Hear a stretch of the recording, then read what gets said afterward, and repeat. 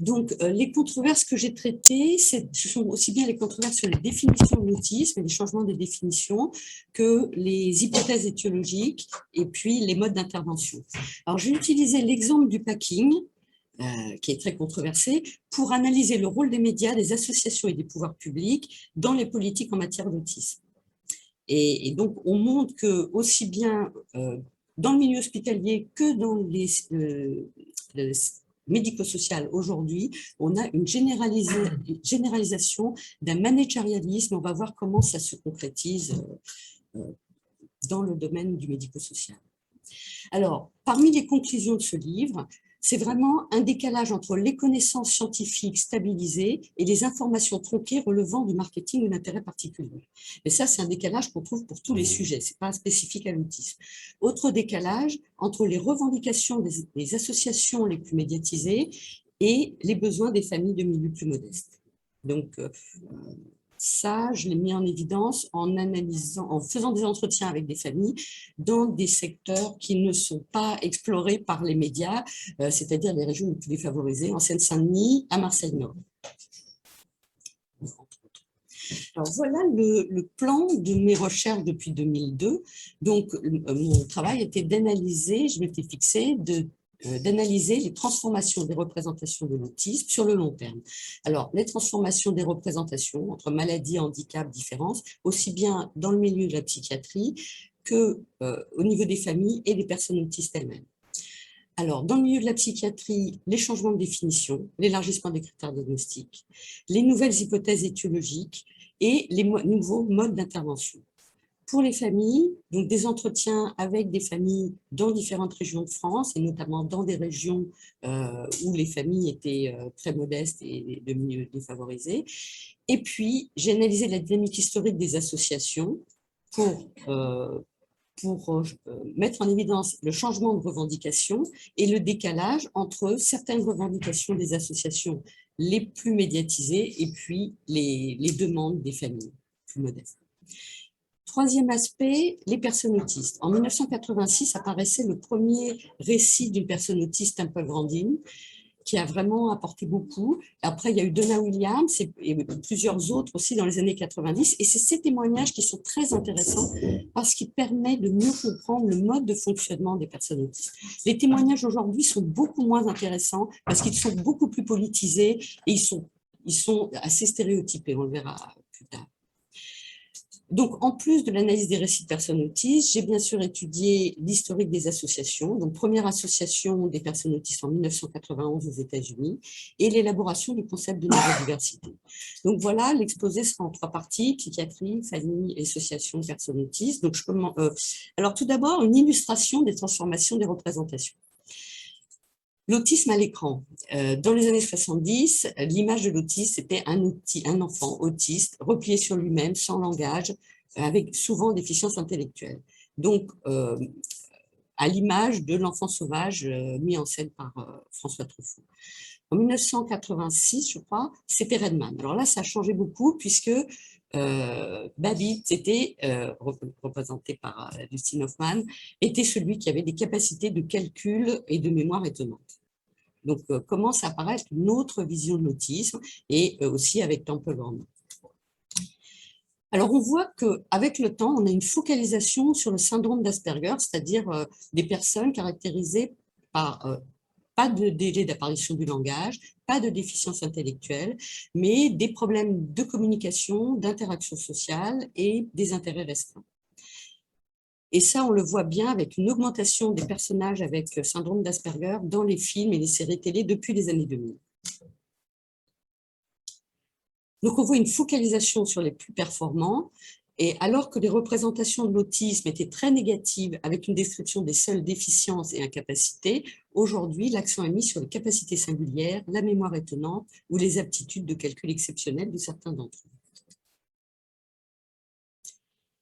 Alors, les premières descriptions cliniques, on cite toujours l'article de Kanner, mais en fait, je vous renvoie à l'article de Jacques Hockman publié en 2020 dans l'information psychiatrique, où il montre que les descriptions d'enfants autistes d'enfants avec des critères, les critères modernes du trouble du spectre autistique, se retrouvent déjà en 1926 dans les articles de Grunia Efimovna Soukareva, et puis plus généralement dans le service de pédagogie curative viennoise d'Erwin Lazar. Dans son service, il y avait une psychologue, notamment Annie Weiss, qui a décrit justement des enfants qui présentaient des caractéristiques que l'on considère aujourd'hui comme des caractéristiques autistiques. Alors, pour échapper au nazisme, Annie Weiss est partie aux États-Unis avec Georges Frankl, avec qui elle va se marier, et Georges Frankl va se retrouver dans le service de Léo Kanner, et c'est de là que Kanner va lui aussi s'intéresser aux descriptions autistiques et va produire cet article qui est cité par tout le monde en 1943, avec une description de l'autisme, donc avec une inaptitude des enfants à établir des relations normales avec les personnes, un évitement du regard, des troubles du langage, des stéréotypies et la peur du changement. Ces critères sont toujours utilisés aujourd'hui, mais ce qui a changé, c'est vraiment la frontière entre le normal et le pathologique. Et ça, on le voit très bien en analysant les classifications. Je ne sais pas si vous avez vu aujourd'hui, là, des articles de Motron sur l'hétérogénéité des cas d'autisme. Depuis 1987, l'hétérogénéité des cas d'autisme est connue. Je veux dire, c'est pas un scoop. Et depuis 20 ans que je travaille sur ce sujet, depuis le début, j'ai expliqué qu'il y a un problème, puisqu'on va redéfinir l'autisme avec des critères très élargis qui font que l'hétérogénéité du cas fait qu'on ne peut plus faire de la recherche. Il faut faire des sous-groupes. Autrement, on parle de quoi?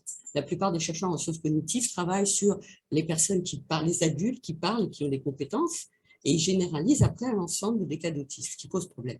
Alors, comment c'est arrivé cet élargissement? Le premier élargissement date de 1987, avec l'introduction des troubles envahissants des développements non spécifiés.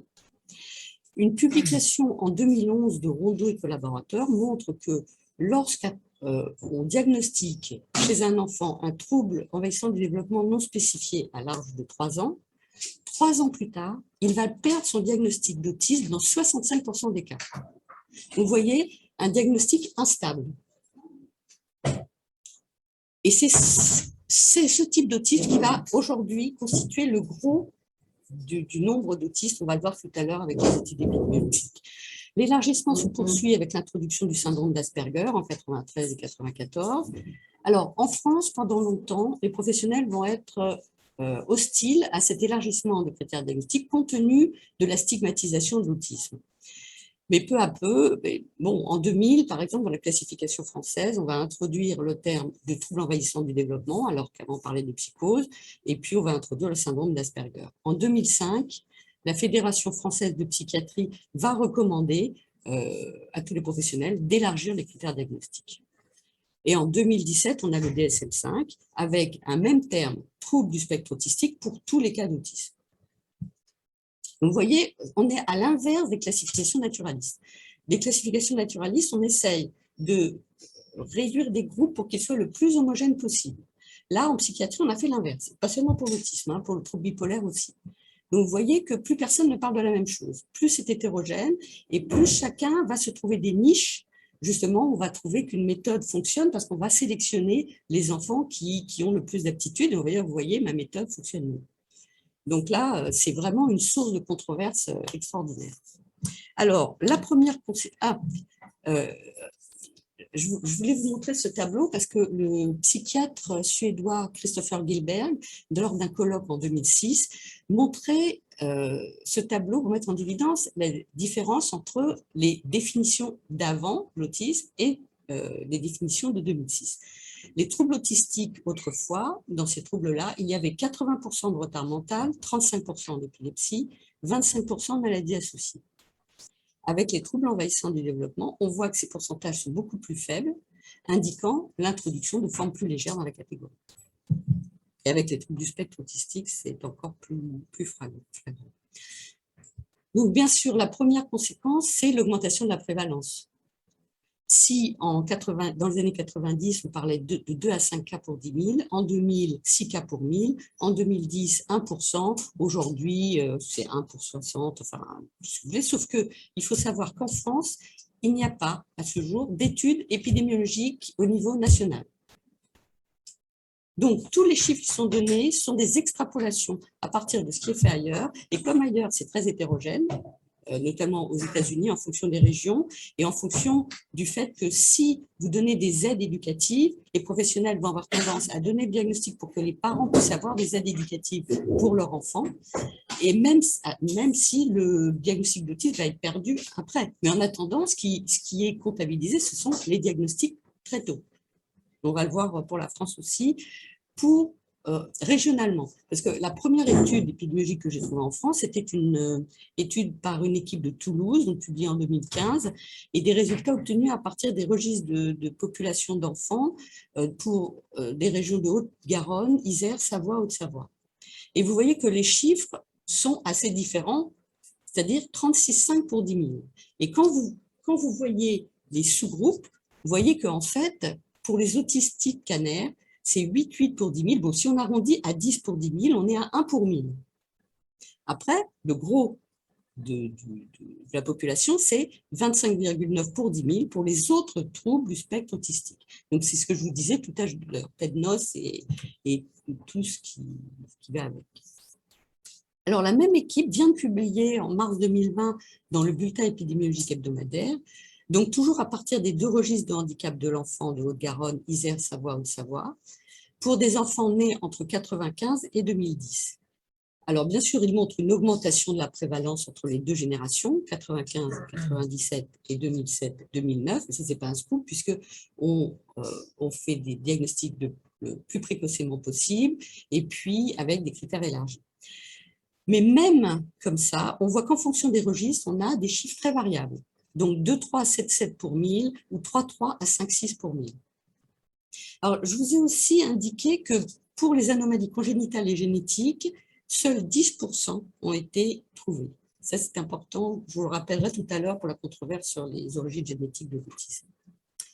Alors, une autre étude publiée dans le même bulletin, à partir donc, de mars 2020, à partir du Système national des données de santé. Donc, en 2017, 119 260 personnes souffrant de troubles envahissants du développement ont été identifiées par le recours aux soins.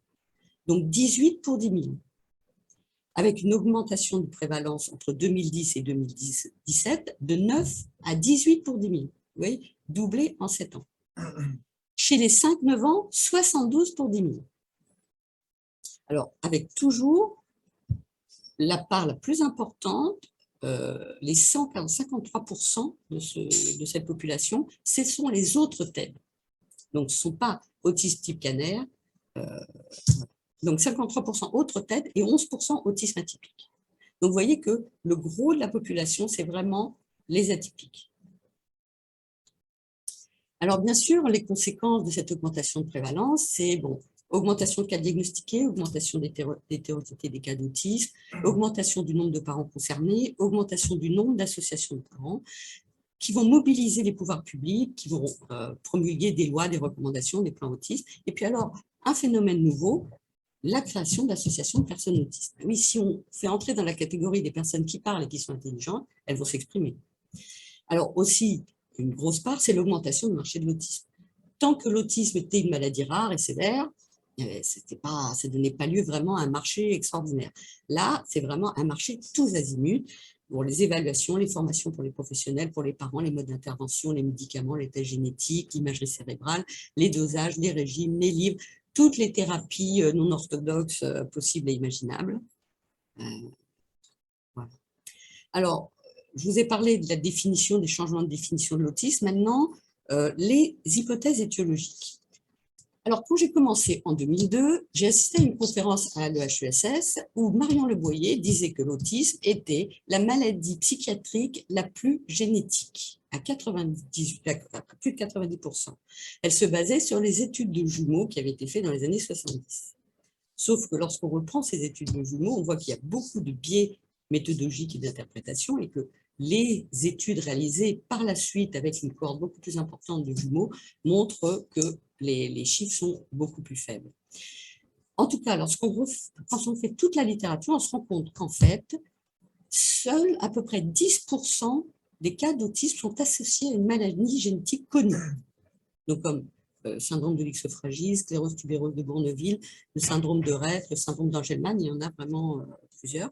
Alors, on a mis en évidence des anomalies chromosomiques, des mutations, des délétions pour certains gènes, de nombreux gènes, mais à chaque fois, c'était pour un cas particulier. C'est-à-dire qu'on ne peut absolument pas généraliser à l'ensemble des cas. Chaque cas est particulier. Et ces gènes, souvent, sont impliqués dans le développement du système nerveux et notamment dans la synaptogénèse, comme reelin, chante, neuroligine. Alors, souvent, ces gènes aussi sont impliqués dans le retard mental. Donc, ne sont pas spécifiques, pas forcément spécifiques de l'autisme. Alors, si vous voulez approfondir, je vous renvoie à l'article que j'ai publié en 2010 dans Médecine Sciences ou au livre d'Ansermet et Jacobino, publié en 2012. L'autisme, à chacun son génome. En plus, je voudrais vous signaler quelque chose, c'est que lorsqu'on fait une recherche d'anomalies génétiques aujourd'hui, on utilise des lames avec différents ADN qu'on connaît. Donc, si la personne a une anomalie qui ne cadre pas avec ces gènes-là, on ne la trouvera jamais. On ne peut trouver que ce qu'on cherche avec cette méthode. Autrefois, la méthode était de faire des analyses familiales, des études familiales lorsqu'il y avait plusieurs cas d'autisme pour essayer de trouver les anomalies génétiques. Ce n'est plus ce qui est fait à grande échelle. Ça peut se faire à petite échelle, mais plus à grande échelle. Alors maintenant, les hypothèses neurobiologiques. En 1985, une première autopsie d'un adulte autiste a montré des anomalies dans l'hippocampe et l'amygdale avec des neurones plus petits et plus denses dans ces régions.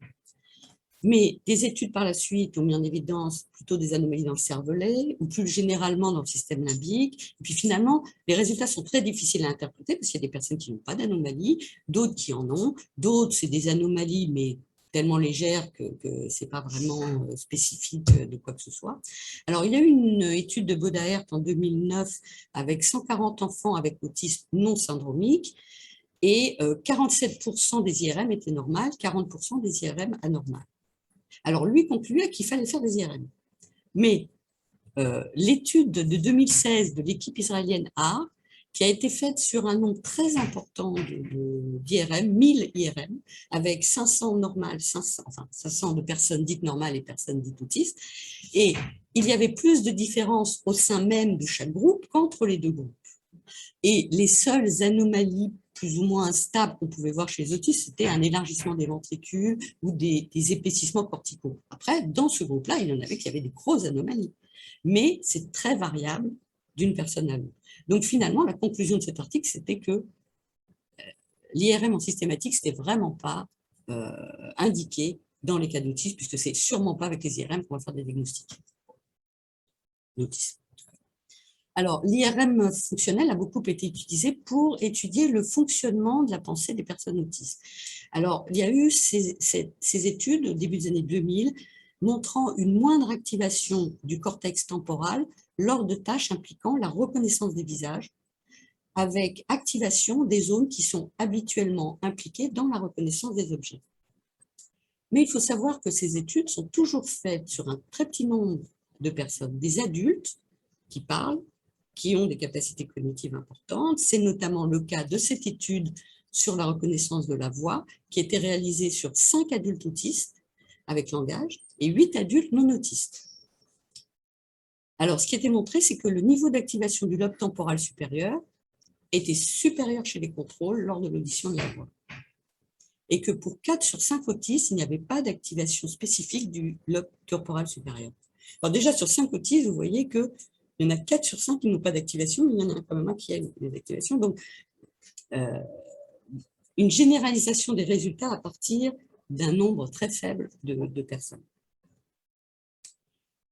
Alors, ce qui est aujourd'hui admis en neurosciences, c'est plutôt une sous-connectivité dans certaines régions et une surconnectivité dans d'autres régions du cerveau. Alors, toutes ces études ne disent rien sur l'origine de l'autisme, hein, entendons-nous bien. elles ne mettent en évidence que comment ça se traduit pour une personne lambda et pour plusieurs personnes. Donc, les premières études ont montré une sous-connectivité. D'autres études ont montré une surconnectivité. Et en fait, ça dépend des régions qu'on observe. Une surconnectivité dans certaines régions comme l'hippocampe, ce qui expliquerait des capacités de mémoire étonnantes. Et une sous-connectivité d'une région à l'autre, ce qui expliquerait aussi le problème de cohérence centrale, pour traiter plusieurs informations en même temps. Donc effectivement, cette configuration renvoie à des étapes de développement. Si au cours du développement de l'embryon ou à la naissance, il y a un problème d'oxygénation, ou si pendant le développement du fœtus, il y a un problème à tel ou tel niveau du développement, il peut y avoir justement une configuration en réseau un peu différente. Et c'est ce qui peut donner des formes d'autisme, différentes formes d'autisme. Alors, bien sûr, l'autisme a été utilisé comme modèle par des chercheurs en sciences cognitives pour étudier le fonctionnement de la pensée. Donc, vous connaissez tous le modèle de la théorie de l'esprit de Baron Cohen, qui explique que les autistes ont du mal à se représenter des états mentaux des autres. Et puis, le modèle de la cohérence centrale d'Outafré, qui considère qu'une personne a du mal à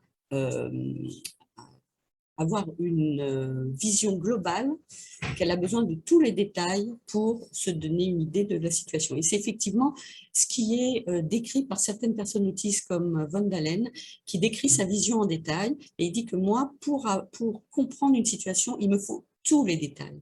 D'où l'impression que je suis lent, parce qu'il me faut beaucoup plus de temps pour tout analyser. Nous, on n'analyse pas tout, on ne connaît pas tous les détails. Enfin, nous, en tout cas moi, quand je suis dans une salle, je ne peux pas dire comment vous êtes habillé, je ne peux pas vous dire, je ne peux pas décrire toutes les personnes.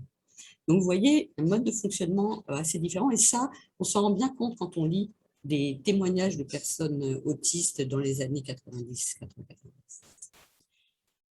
Alors, les différences perceptives ont longtemps été sous-estimées et non mentionnées. Dans le DSM-4, on ne parlait absolument pas des problèmes perceptifs. Et par contre, ces problèmes perceptifs ont déjà été signalés dans les années 60 par les cliniciens, par les parents, mais ça n'a pas vraiment été pris en compte. Alors, quand j'ai commencé à étudier les récits de personnes autistes, vraiment, il y avait des grandes différences d'une personne à l'autre. Mais ce qui paraissait vraiment en commun entre toutes ces personnes, c'était ces expériences sensorielles et perceptives inhabituelles. Alors, des différences perceptives aussi bien pour la vision que pour l'audition, le toucher, l'odorat, la proprioception, les stimulations kinesthésiques, les distorsions sensorielles, les synesthésies. Ce n'est pas spécifique de l'autisme, mais on le trouve plus souvent chez les autistes, et une surcharge sensorielle quand il y a beaucoup d'informations. Toutes ces différences contribuent à l'augmentation de l'état de stress et d'anxiété, mais sont également source de plaisir. Fascination pour certaines odeurs, lumières, mouvements. Et les stéréotypies sensorielles peuvent être source de plaisir et calmer les angoisses. Donc, si on supprime trop brutalement les stéréotypies, on peut aussi avoir des conséquences assez négatives pour la personne.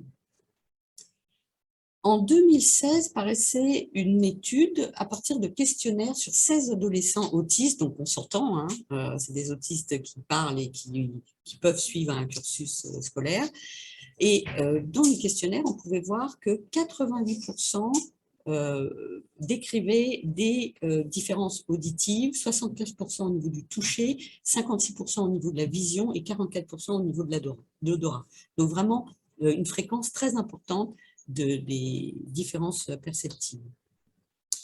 Alors, je suis désolée, elle est en anglais, mais c'était la conclusion de mon travail sur l'analyse des récits de personnes autistes. Donc, à droite, vous avez la définition d'époque du DSM-4 et de la classification internationale 2010 de l'autisme, qui se définissait simplement sur ce qui était visible, c'est-à-dire les problèmes de communication, d'interaction sociale et des comportements répétés. Donc, comme on se fixait sur ce qu'on voyait, on proposait des solutions comportementales pour supprimer ce qu'on voit, enfin pour essayer de diminuer ce qu'on voyait. Mais on ne s'intéressait pas à ce qu'il y avait en amont. Et ce qu'il y avait en amont, c'est ce que mettent en évidence les personnes autistes elles-mêmes lorsqu'elles s'expriment, c'est un traitement de différentes informations, des perceptions modifiées et des problèmes de régulation émotionnelle.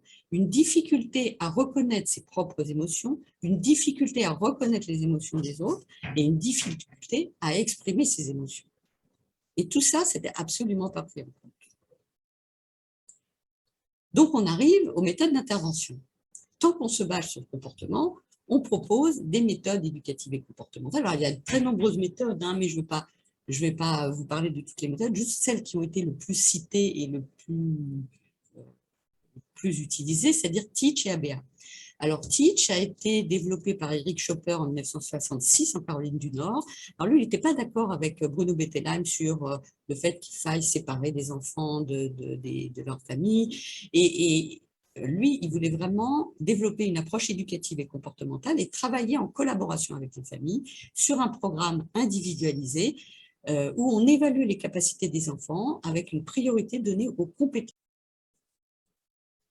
Donc, cette approche Teach a eu beaucoup de succès en Caroline du Nord et au milieu des années 80, elle a été exportée en France par des associations qui se sont créées spécifiquement pour créer des structures où on utilise une approche Teach pour les enfants autistes, et notamment notre école, par exemple. Alors, maintenant, on aborde ABA, donc proposé par Ivar Lovaas dans les années 70, donc une approche éducative et comportementale intensive. Donc, à l'époque, avec des essais distincts répétés pour des enfants de moins de 5 ans, 40 heures par semaine, un intervenant pour un enfant, avec des conditionnements et des renforcements sont utilisés pour modifier les comportements. Alors, ce qui a beaucoup influencé les parents et les associations de parents, c'était cette publication de 1900, mince, on ne voit plus du coup, 1987, c'est ça, où il expliquait que 9 enfants sur 19 avaient atteint un développement intellectuel normal, un fonctionnement éducatif normal et un QI normal. Ce qu'il avait oublié de préciser, c'est qu'il y avait une sélection des enfants et que l'évaluation était à court terme. Donc, toutes les publications par la suite mettaient en évidence effectivement qu'il y a une sélection des enfants au départ. Ceux qui présentent une déficience intellectuelle visible ne sont pas mis dans l'étude, et puis ce sont des évaluations à court terme, pas à long terme. Mais en tout cas, ça a fait forte impression sur les parents et ils se sont mobilisés pour imposer cette approche et les pouvoirs publics. Donc, par contre, là, ça passe plus. Il faut passer. Non. Bon. Donc, alors, en 2012 en France, vous avez vu les recommandations de la HAS, c'était en faveur des méthodes éducatives et comportementales. Pourtant, à la même époque, enfin en 2013, les recommandations britanniques étaient autres. Là, ils ne se focalisaient pas sur une approche.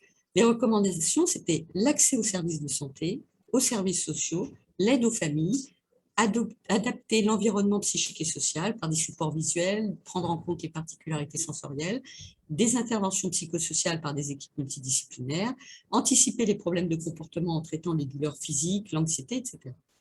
Donc, vous voyez, on est toujours en décalage par rapport aux États-Unis ou en Angleterre, c'est-à-dire les méthodes comportementales ne se sont pas imposées tout de suite, se sont posées bien plus tard, mais quand aux États-Unis ou en Angleterre, on commençait à remettre en question vraiment ces méthodes qui pouvaient avoir leur utilité, mais qui étaient limitées.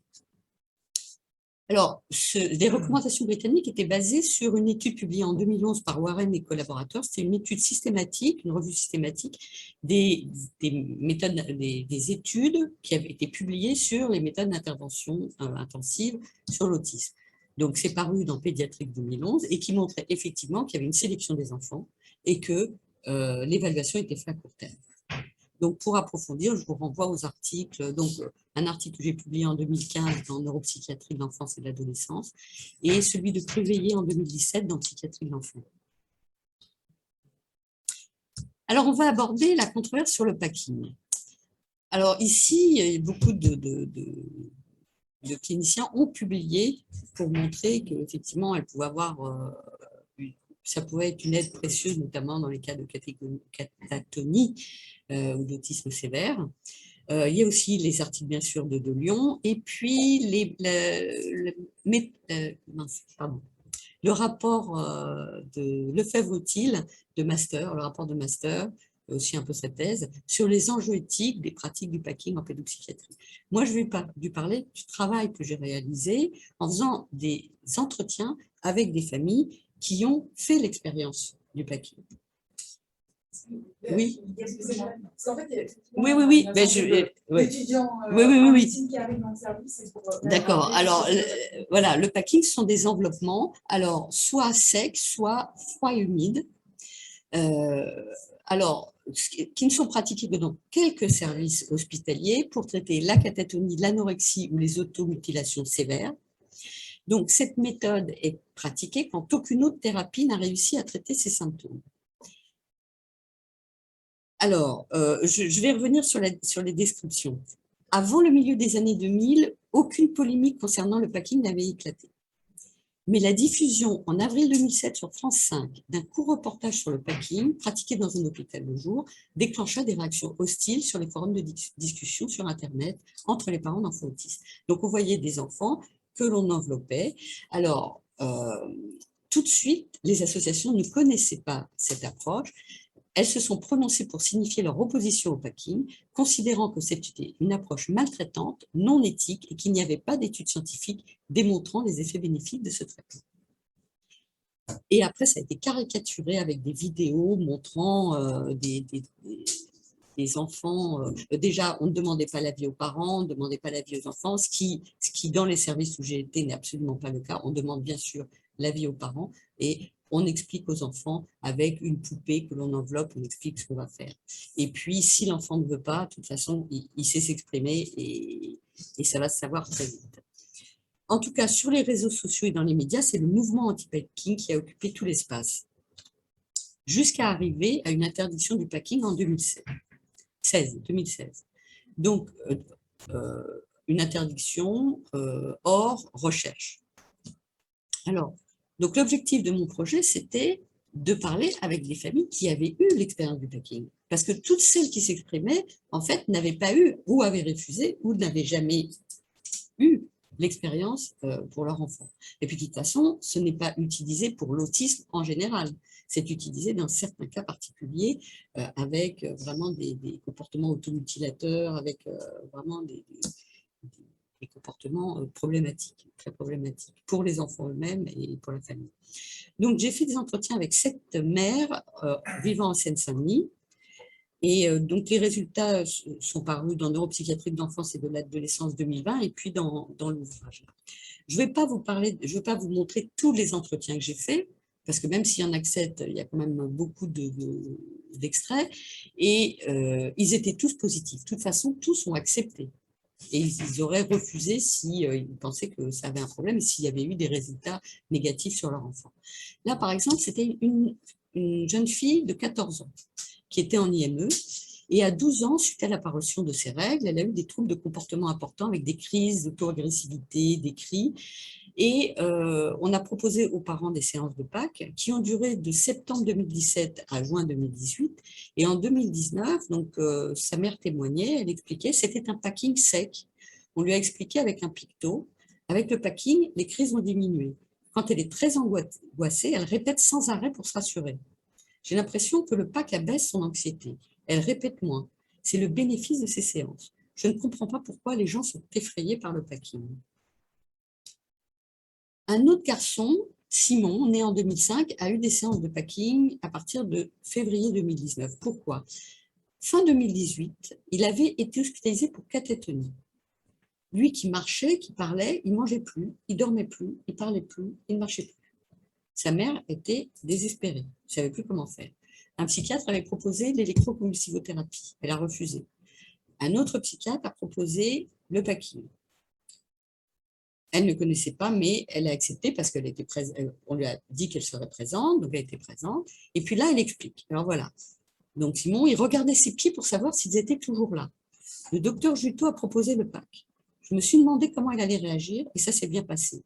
Avant, il pleurait beaucoup, il n'arrivait pas à s'exprimer. Il était triste, très ralenti. Maintenant, ça n'a rien à voir. En mars, il était déjà bien. Il commençait à prendre sa douche tout seul. Donc, en un mois, hein. Sa caténotonie était partie à 50%. Il revient de loin, Simon.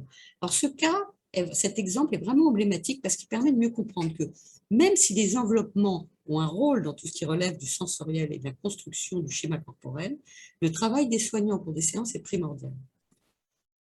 Les dessins utilisés par la pédopsychiatre ont permis de mettre en évidence un problème d'investissement du bas du corps. Simon dessinait un footballeur sans jambes et a dit un jour à la psychiatre « Je voudrais descendre dans mes jambes ». À la surprise de la psychomotricienne et de la pédopsychiatre, Simon nommait cou son pied et bras son mollet. Afin de lui donner une représentation du bas du corps, qu'il puisse s'approprier, des dessins de couleurs différentes en fonction des parties du bas du corps et la correspondance avec ses membres ont permis à Simon de réinvestir ses jambes et de pouvoir marcher et courir à nouveau. Donc, vous voyez que ce n'est pas seulement l'enveloppement. Donc, on commence par les jambes, après, on fait le corps, on met les bras ou pas. Ça dépend des enfants ou des ados. On peut laisser les bras comme ça. En aucun cas, on ne va trop loin dans l'enveloppement. Ça peut être sec ou humide. Certains ne supportent pas quand c'est froid et humide. D'autres donc préfèrent sec. D'autres aiment bien parce que le sentiment de réchauffement après, parce qu'on réchauffe après avec une couverture, ça peut apporter un soulagement. Donc, les techniques sont variées. Il y a plusieurs soignants. Ce n'est pas un thérapeute. Et là, de plus en plus, on invite les parents à assister aux séances. Donc après, ça dépend des services. Alors effectivement, tout le monde ne pratique pas de la même façon. Il y a une hétérogénéité de pratiques à certains moments. De toute façon, là maintenant, il n'y a plus beaucoup de choix, puisqu'on ne peut pratiquer qu'en milieu hospitalier, dans des conditions bien particulières. En tout cas, là, c'était vraiment spectaculaire. C'était incroyable. Et ce n'était pas seulement les enveloppements, c'était bien sûr tout le travail du thérapeute qui a réussi à comprendre son problème de compréhension de son corps, comment était constitué son corps. En tout cas, tous les témoignages que j'ai recueillis, alors j'en ai pas recueilli des tonnes parce que c'est difficile de trouver des parents maintenant qui ont l'expérience du packing puisque ça a été interdit. Mais en tout cas, ça révèle un net décalage entre leur satisfaction et le mouvement anti-packing des associations qui influencent les politiques publiques. Alors, on en arrive aux associations. Comment on est arrivé à des associations qui militent pour interdire certaines pratiques aux professionnels?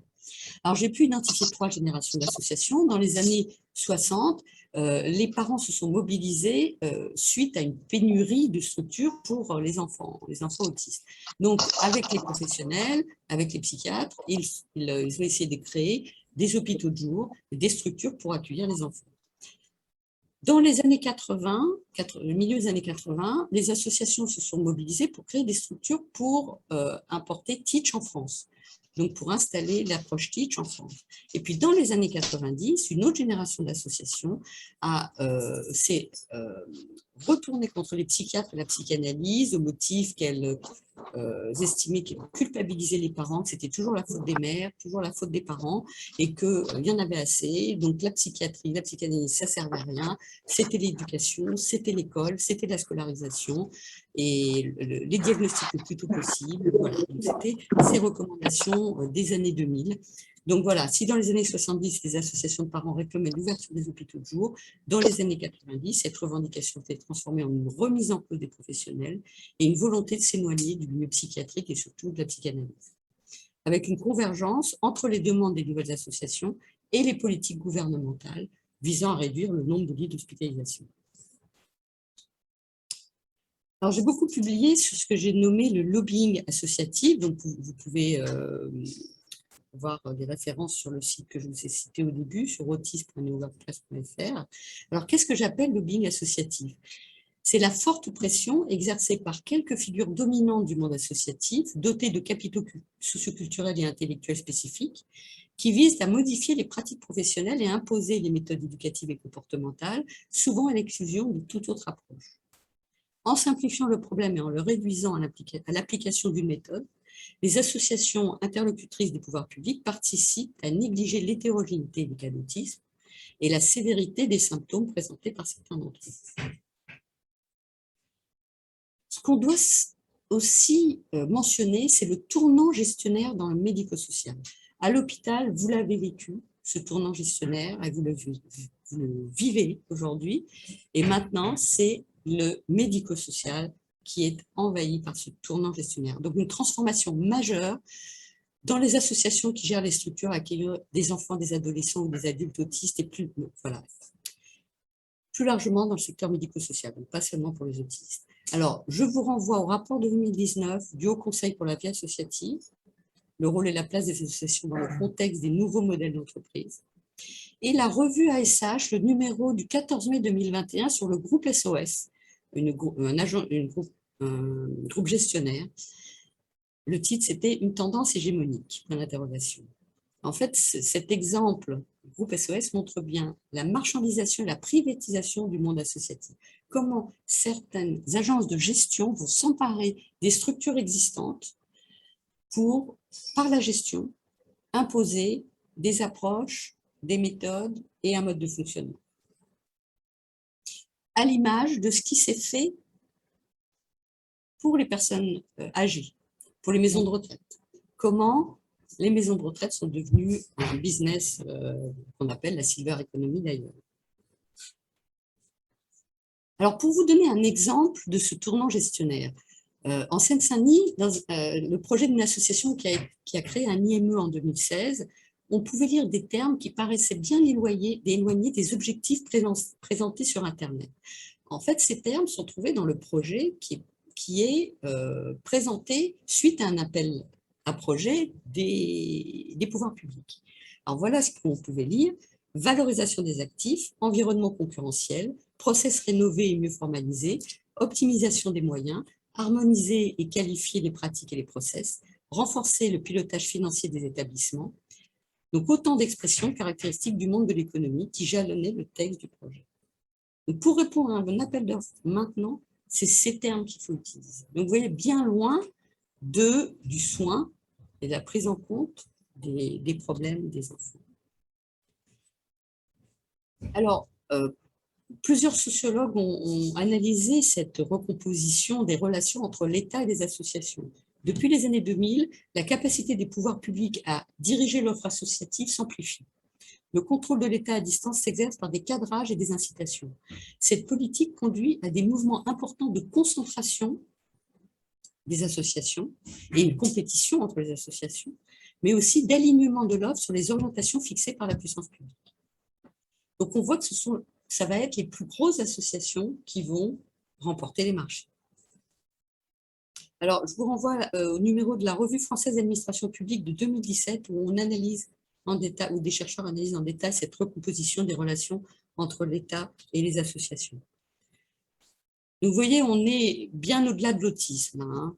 Je vous ai dit, le pouvoir d'économie sur le secteur médico-social, on l'a vu dans l'hôpital. Alors, beaucoup de sociologues comme Benamouzik, Pierre-André Jouvent, Frédéric Pierru ont analysé ce pouvoir de l'économie sur l'hôpital. Mais aujourd'hui, on le voit aussi dans les réformes managériales qui affaiblissent la position des professionnels de santé, aussi dans le secteur médico-social. Alors, pour vous montrer les conséquences de ces transformations dans le milieu de la psychiatrie, je vous renvoie au rapport de l'IGAS de 2017 sur l'organisation et le fonctionnement des dispositifs de soins psychiatriques. 1980, le nombre de lits à temps plein en psychiatrie, 120 000. En 1997, 57 000. En 2016, 41 000. Donc, alors que la population augmente, que les besoins augmentent, on passe de 120 000 à 41 000 entre 1980 et 2016. Par contre, dans les cliniques privées, à peu près stable.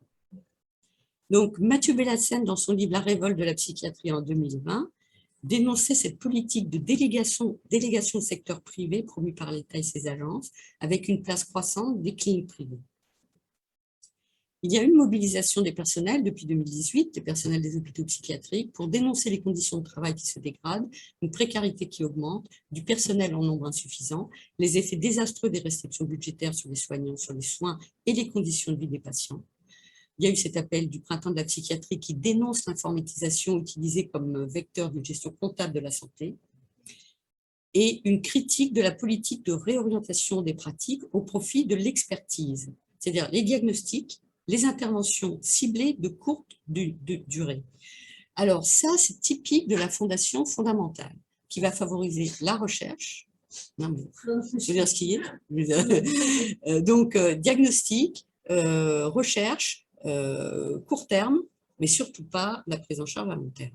Donc là, ça imprime vraiment une orientation assez désastreuse pour les parents, les familles, les patients et les professionnels.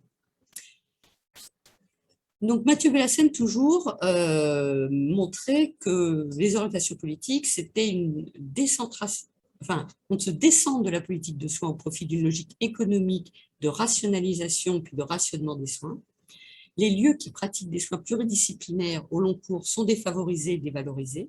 On a une perte d'autonomie des professionnels de santé qui, s'ils ne font pas ce qu'on leur dit de faire, alors il y a beaucoup de psychiatres qui font ce qu'on leur dit de faire, c'est-à-dire diagnostic, préconisation, mais pas de prise en charge à long terme, puisque de toute façon, ils n'ont pas les moyens de le faire. Et puis, la focalisation sur la gestion financière et le managérialisme.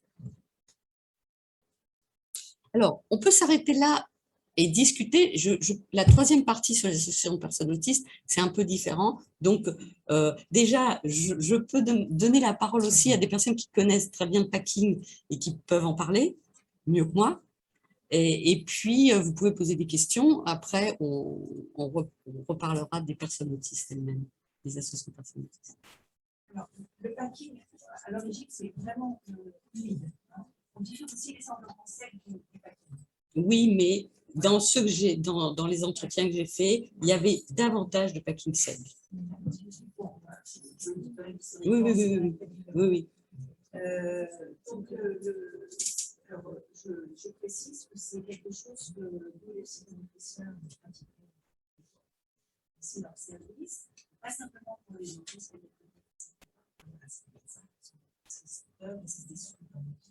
avec effectivement le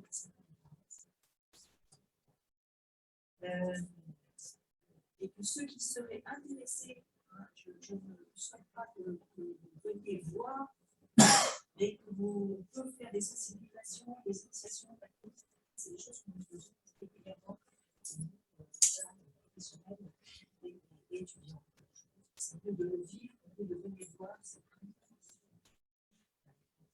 ça. Je le dis parce que souvent, hein, vous venez me demander, on aimerait le voir. Il n'y a rien à voir, ça se vit. Voilà. Je peux aussi dire médecins qui ne sont pas forcément initiés à cette pratique, et je pense que c'est plus intéressant. Donc, le dispositif est le suivant. On des draps avec de l'eau froide, et ça peut se faire aussi avec des draps chauds. Et on a été amené à le faire avec un patient de Simon, c'est des draps chauds. Donc, c'est des draps froids qu'on met au frigidaire quand ils sont vraiment froids. L'idée, c'est effectivement de mettre des couvertures, ensuite une couverture de survie, et ensuite des draps froids qui sont un petit peu, qui se chevauchent. Et il s'agit effectivement de proposer au patient qui va se mettre de s'allonger sur ces draps froids et ensuite de les recouvrir assez rapidement avec la couverture de survie, puis une couverture, et ensuite de provoquer effectivement quelque chose. Il y a plusieurs techniques, c'est-à-dire on peut effectivement faire des appuis de tête, des appuis de pied, on peut faire des percussions, on peut faire un certain nombre de choses qui se discutent avec les patients. L'idée, c'est effectivement de vraiment venir solliciter la proprioception, ça rejoint tout à fait à ce que vous disiez, c'est-à-dire de revenir à une conscience de son corps et surtout à l'incarnation de son corps. Alors, il y a effectivement tout ce qu'on a pu développer sur les enveloppes psychologiques et les enveloppes psychiques, ça c'est le courant psychanalytique, mais on peut aussi travailler sur toutes les notions d'environnement, de réincarnation et d'incarnation. Voilà. Tout ça, c'est des choses que moi je suis à disposition. Oui, alors je voulais citer aussi le nom de Bullinger, parce que ceux qui s'intéressent à ça, il faut vraiment lire Bullinger, parce que c'est l'un des précurseurs, en fait. Hein. Et qu'est-ce que je voulais dire aussi par rapport à ça? Ah oui, souvent, effectivement, ceux qui pratiquent le packing l'expérimentent eux-mêmes d'abord. Voilà. Et alors, vous avez peut-être entendu, mais peut-être pas, parce que l'exemple d'Églantine Émeillé, qui est maman d'un garçon autiste, mais autiste qui s'automutile, enfin bon, vraiment une forme d'autisme très, très sévère. Donc, à un moment donné, elle a été très médiatisée, elle a écrit un livre pour… quand même, je détaille un peu ce cas parce que c'est intéressant. Églantine Meillet, bien sûr, influencée par les associations, a voulu créer avec son réseau, puisqu'elle est présentatrice télé, donc elle a un réseau assez important au niveau des médias, créer une structure pour accueillir des enfants autistes et utiliser l'approche ABA. Son enfant était dans cette structure qu'elle a créée. Mais gérée, alors là on en arrive au problème de gestion, par AFG, une agence de gestion qui n'est pas seulement gestionnaire, mais ce n'est pas eux qui créent, et c'est eux qui dirigent tout, qui embauchent, qui décident de l'approche et qui renvoient les personnes et qui renvoient même les enfants si les enfants ne leur conviennent pas. Et le fils d'Églantine Meillet ne leur convenait pas, parce que ça ne marchait pas avec lui. Et en plus, elle avait osé venir à Salpêtrière pour faire du packing. Alors, elle l'avait déjà testé sur elle-même et elle avait vu que, enfin, elle avait senti un sentiment de bien-être après ce packing. Et son fils l'avait expérimenté et elle voyait que ça l'aidait beaucoup.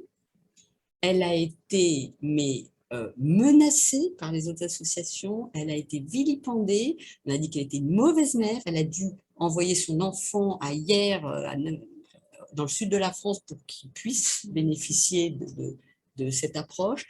Elle ne veut plus en parler, elle ne veut plus… même j'ai essayé de discuter, de prendre contact avec elle, son association m'a dit non, elle a reçu des menaces.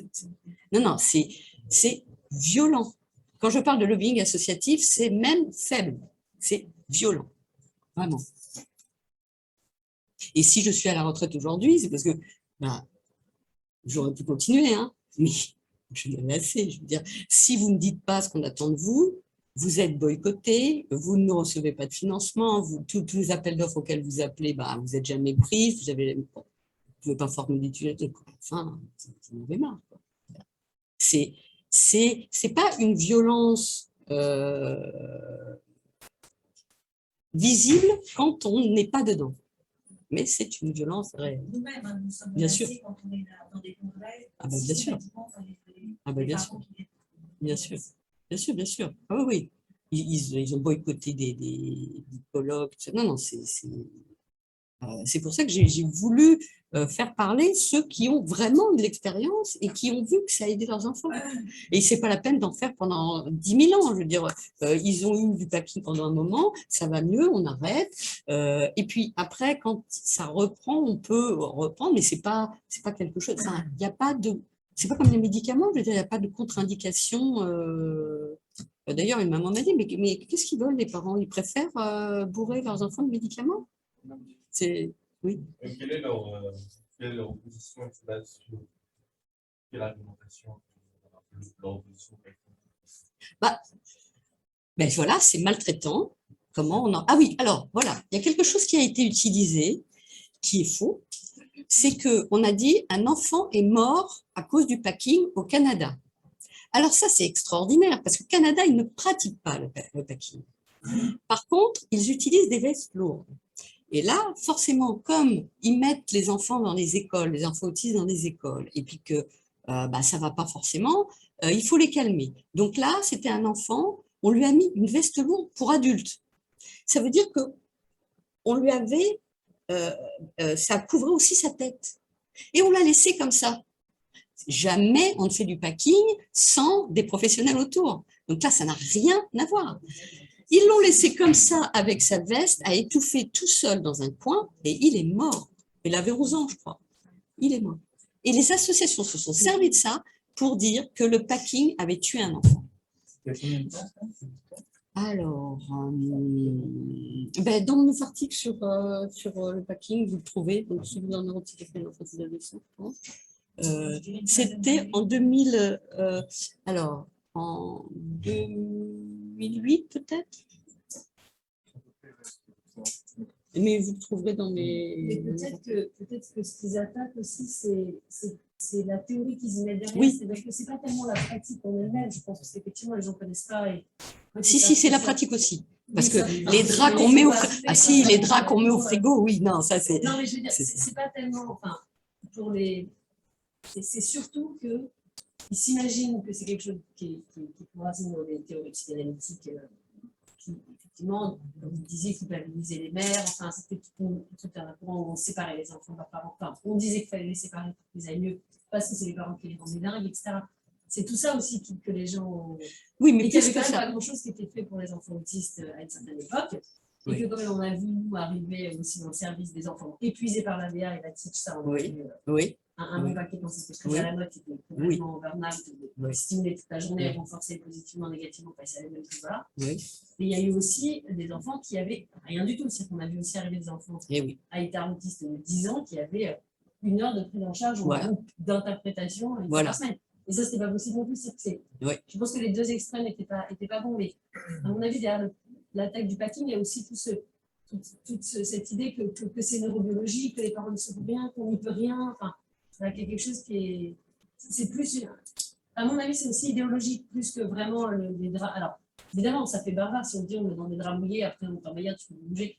C'était facile d'attaquer cette pratique-là parce qu'en plus, la pratique renvoie, je pense, c'est un peu comme les ECT. Les gens qui ne connaissent pas les ECT, ils me disent, ah là là, mais c'est vraiment atroce de faire ça, alors que finalement, ça a effectivement moins d'effets secondaires que les médicaments. Moi, quand on fait des ECT en femme enceinte, on n'aura jamais un diagnostic comme ça. Enfin, vous voyez, C'est-à-dire que c'est emblématique de Voilà, la prise en c'est- charge institutionnelle de la Oui. santé Oui. sur des enfants qui, en quelque sorte, dont les parents sont dépossédés de leur propre enfant par la santé et la prise en charge de soins. Donc c'est facile, en fait, c'est facile. On s'accroche à ce genre de choses pour, en fait, rejeter ce qui relève de la santé pour privilégier effectivement les méthodes strictement éducatives qui, en effet, Mais il y a peut-être aussi un peu de mea culpa à faire d'un autre côté, parce qu'il y a effectivement des gens qui ont proposé le packing comme un traitement de l'autisme. Oui. Et pas seulement un traitement comme nous on le considère ici, comme un traitement des troubles du comportement grave chez certains autistes, qui est complètement différent. Oui, et mais il y a des controverses à l'intérieur, effectivement. Des Comment gens qui, entre De Lyon et Cohen, Oui. c'est pas tout à fait Non. la même vision. C'est pas la même vision parce que De Lyon a une interprétation psychanalytique, David pas forcément. Donc effectivement, pas forcément. Pas forcément. Et il y a autre chose aussi. Il y a autre chose. C'est qu'effectivement, pendant des années, effectivement, il ne faut pas le nier, hein, beaucoup de psychologues et de psychiatres ont posé des questions aux parents sans forcément s'occuper de l'enfant, toujours sur eux-mêmes. Et comment ils ont rencontré leur mari, et quelle relation avec leur mère. Etc. Et ça, pour les nouveaux parents, c'est insupportable, parce que les parents ont changé. C'est-à-dire maintenant, vous avez des parents, ils veulent tout diriger, ils veulent choisir. Donc, ça, c'est dans le contexte de « on ne veut pas subir ». On ne veut pas subir ce que les professionnels nous ont fait subir pendant des années. Nous, on veut choisir. On veut des approches éducatives et comportementales. On veut un diagnostic précoce. On veut que notre enfant aille à l'école. Donc, c'est aussi tous ces nouveaux parents. Mais ce sont ces parents des nouvelles associations. Ce n'est pas forcément des parents tout venant. Quoique, même en Seine-Saint-Denis, je vois des parents qui reprennent le discours des associations parce que c'est tellement généralisé sur Internet, sur les médias. Les médias, qu'est-ce qu'ils prennent? C'est toujours les associations, toujours la focalisation sur les Asperger, c'est extraordinaire. Je veux dire, il n'y a plus que des autistes qui parlent et qui sont intelligents. Oui, d'accord. Ceux-là, ils n'étaient pas autistes avant. Hein. Enfin, jamais ils auraient eu un diagnostic d'autisme il y a 50 ans. Bon, enfin, donc tout ça pour dire qu'il y a plusieurs éléments qui entrent en compte sur le packing a cristallisé les aigreurs et la revanche. C'est ce truc de revanche des parents contre les professionnels. Pas tous les parents, bien sûr. Et puis aussi, c'est assez typique, c'est-à-dire qu'il y a des mauvaises pratiques, ça, dans tous les métiers, il y a des mauvaises pratiques, mais là, on va supprimer la psychiatrie pour l'autisme. On n'a pas besoin de psychiatrie pour l'autisme. Donc, c'est comme si vous preniez des exemples en médecine de médecins qui pratiquaient mal la médecine, vous disiez, bon, on va supprimer la médecine, parce que là, ce n'est pas possible. Vous voyez, on a un peu dans tous les métiers, vous pouvez toujours vous raccrocher à des choses qui ne vont pas. Dans les structures aussi du médico-social, il y a beaucoup de choses qui ne vont pas. Mais ce n'est pas pour ça que vous supprimez tout. Parce qu'après, qu'est-ce qu'ils font les parents? Par exemple, là, on dit, voilà, il ne faut plus envoyer les enfants en Belgique. Ah oui, mais quand on ne trouve pas de structure en France, quand il y a des attentes, des années d'attente, quand on arrive à un adulte de 28 ans qui n'a toujours pas de structure, qu'est-ce qu'on fait? Et qu'on a trouvé une structure en Belgique, mais là, Sophie Cluzel dit « Ah mais non, mais on ne veut plus qu'ils aillent en Belgique. » Mais non, mais on ne veut plus qu'ils aillent en Belgique, d'accord, mais propose quelque chose. Non, mais là, on attend que les parents créent, que des associations créent, sauf que c'est toujours pour un petit nombre. Et puis, en fait, c'est ce qu'on va faire, on va arriver à quelque chose comme pour les maisons de retraite, on va arriver à des structures payantes très chères, où seuls les riches pourront mettre leurs enfants. Comme pour les parents, où seuls les gens qui ont les moyens peuvent mettre leurs parents avec 4 000 € par mois dans les maisons de retraite. Parce que de toute façon, dans les publics, vous ne trouvez pas de place. Voilà. Donc, on a cet envahissement de la privatisation dans le secteur médico-social qui est une catastrophe pour les familles. Mais c'est vraiment… ça s'est passé aux États-Unis et en Angleterre et ça se passe en France depuis les années 2000. Bon, enfin, on ne va pas trop noircir le tableau, autrement, plus personne ne vous a de la psychiatrie. Mais bon. Est-ce qu'il y a d'autres questions? Est-ce que je… Quelle heure est-il d'ailleurs? 9h30. On a jusqu'à 10h. Donc, je parle des associations.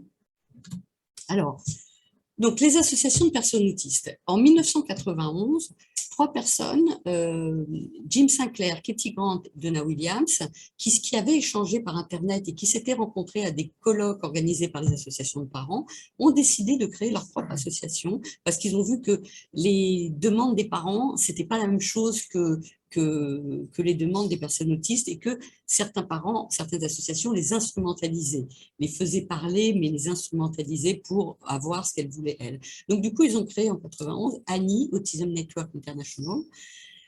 Et alors, l'objectif de cette association, ce n'était pas du tout de trouver des causes à l'autisme, donc ça c'est en référence aux associations de parents, ni de soigner ou de rendre normales les personnes autistes, mais de former les personnes autistes pour qu'elles puissent assurer elles-mêmes leur propre défense, de constituer une communauté, d'augmenter la visibilité publique de leurs actions et réduire la stigmatisation.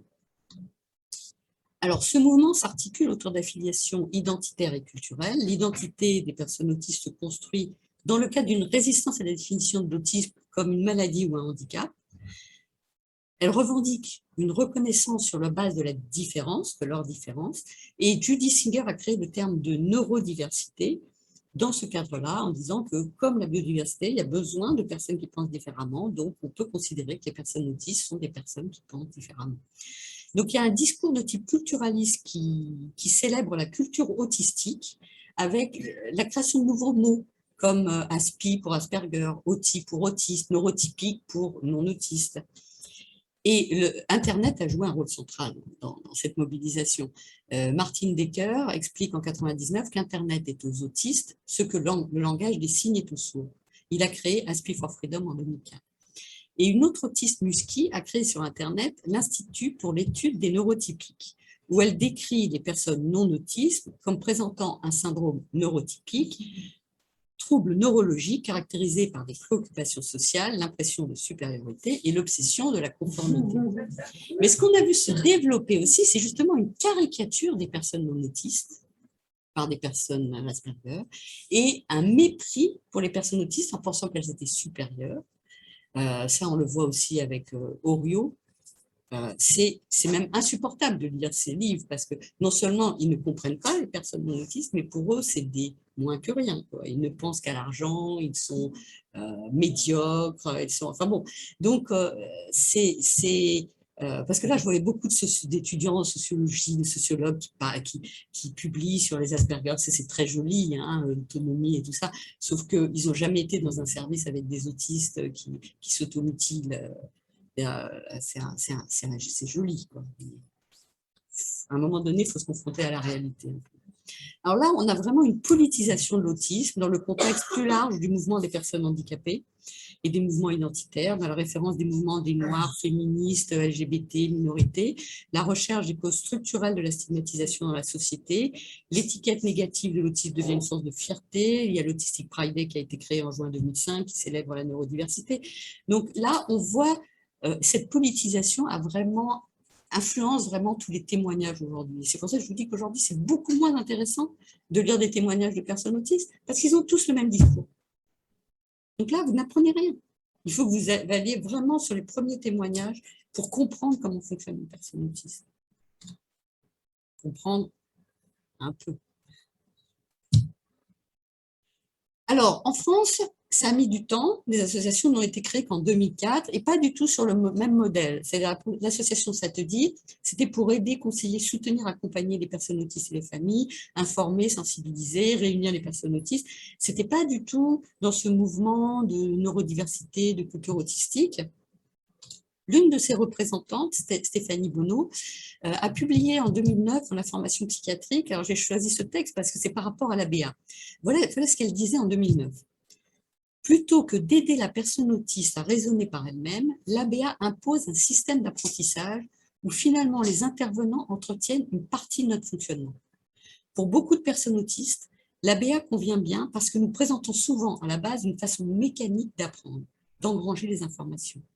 L'ABA favorise effectivement une forme d'apprentissage automatisé de connaissances. Mais finalement, je trouve que ça ne développe pas l'autonomie de raisonnement. Ça ne nous apprend pas à choisir, ça nous apprend uniquement à répondre à des consignes d'une façon dite adaptée. Alors, cette critique de l'ABA, elle s'est généralisée aujourd'hui aux associations de personnes autistes, notamment Cléautiste. Alors, Cléautiste a été créé en 2018 en France, et là, c'est vraiment sur le modèle américain, le modèle ANI. C'est-à-dire un collectif pour la liberté d'expression des autistes avec une vision politique du handicap inspirée par la neurodiversité et les disability studies. Donc, il dénonce la fausseté du discours actuel sur l'inclusion, y compris en entreprise, avec une nouvelle exploitation des travailleurs en situation de handicap. Des personnes qui ont des capacités importantes, qui avant n'auraient jamais été diagnostiquées autistes, sont aujourd'hui diagnostiquées autistes, sont employées, mais à des niveaux bien inférieurs, et donc il y a une exploitation de ces personnes. Bien sûr, on ne va pas exploiter ceux qui ne parlent pas, s'automutilent, mais bon, il y a une exploitation des plus performants. Et de toute façon, il y a une sélection, aussi bien dans les ESAT qu'ailleurs, des personnes les plus compétentes. En tout cas, Cléautiste valorise la culture autiste comme haute socialisation et haute communication, et elle aussi a publié sur son site une critique de l'ABA avec un argumentaire très détaillé avec des références. Je vous renvoie à leur site. Alors, ce terme de neurodiversité, qui est très utilisé aujourd'hui par les chercheurs en sciences cognitives, a été créé par les personnes autistes, pas par les chercheurs en sciences cognitives. Par contre, eux l'utilisent largement parce que des personnes comme Simon Baron-Cohen, Francesca Appé ou Laurent Motron ne travaillent que sur des personnes qui parlent et qui ont des capacités cognitives. Donc, ils ont intérêt à faire croire que, ben voilà, l'autisme relève de la neurodiversité. Sauf qu'il commence à avoir un petit problème avec l'hétérogénéité des cas. Alors là, vous avez peut-être vu un texte de Motron sur l'hétérogénéité des cas. C'est extraordinaire, hein, parce que ça fait 15 ans que je rabâche ça, il n'en a pas tenu compte. Mais maintenant, ça commence à devenir problématique parce que c'est difficile, à partir d'un diagnostic de TSA, de faire de la recherche. Puisque vous avez dans cette cohorte des personnes très, très différentes et qui sont autistes pour différentes causes et de différentes façons. Alors, ce qu'on peut dire en tout cas, là je termine bientôt, c'est que l'hétérogénéité de ce qui est nommé autisme aujourd'hui conduit à une certaine confusion qui ne rend pas service aux personnes les plus sévèrement touchées. Certains professionnels préférant souvent s'intéresser aux personnes qui parlent, qui ont des capacités cognitives importantes et qui présentent moins de troubles du comportement. Pour les parents qui ont un enfant autiste qui ne présente pas les compétences exceptionnelles décrites dans les films, les séries et tout ça, la souffrance est décuplée et les difficultés à trouver des structures d'accueil s'en trouvent accrues. Donc, en conclusion, les associations de parents ont modifié les représentations de l'autisme, mais à l'origine, ce qui a modifié les représentations de l'autisme, c'est quand même la définition élargie de l'autisme. et ont agi au niveau politique pour changer les pratiques diagnostiques, les méthodes d'intervention et orienter les recherches. Les médias ont majoritairement repris les revendications des associations. Les marchés de l'autisme, les intérêts de certains chercheurs, notamment les généticiens, les chercheurs en sciences cognitives, les neuroscientifiques et des psychologues comportementalistes participent à ces modifications, notamment justement la Fondation fondamentale, parce que l'argent qui est consacré au plan autisme, beaucoup vont justement à la recherche et non pas aux personnes autistes et à leur famille. La tendance à la fragmentation du système de soins pour les enfants avec troubles du spectre autistique se traduit par une surcharge de travail pour les familles, avec des conséquences professionnelles et financières importantes. Voilà. Donc, je vous remets l'adresse du site autisme.newwordpress.fr où vous pouvez approfondir certains points qui vous ont plus intéressé. Voilà, je vous remercie pour votre attention.